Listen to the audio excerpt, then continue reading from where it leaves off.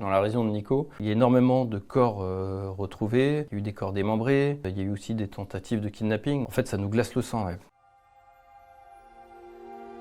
Pour retrouver quelqu'un, c'est seulement par des objets. Pour retrouver un téléphone, le sac, des vêtements, tout ce qui est plastique, quoi. Est-ce que ça a un intérêt? Finalement, rien n'a d'intérêt depuis 4 ans. Je m'appelle Damien Véron, je suis le frère de Tiffany Véron, qui a disparu au Japon le 29 juillet 2018. Et je vais vous raconter l'histoire que nous menons avec ma famille pour la retrouver. Alors Tiffany était une jeune femme radieuse qui était passionnée du Japon. Elle avait appris à écrire en japonais et donc son rêve c'était de pouvoir aller au Japon. Mais cette fois-ci, elle avait déjà fait un voyage en 2013 où elle avait seulement visité Tokyo. Et cette fois-ci, son objectif en 2018 c'était de faire le tour du Japon. Et ce qui était aussi intéressant pour nous, c'est qu'elle voulait nous faire partager son voyage. Et donc nous avions un groupe WhatsApp où elle nous disait absolument tout ce qu'elle voulait faire.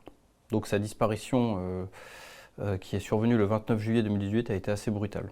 Tiffany, tout de suite, quand elle est arrivée au Japon, nous a tout de suite dit « ça y est, je suis arrivée », elle nous envoyait énormément de WhatsApp. On avait un groupe familial sur lequel on s'écrivait, donc on voyait tout son enthousiasme. Elle était ravie de démarrer son voyage.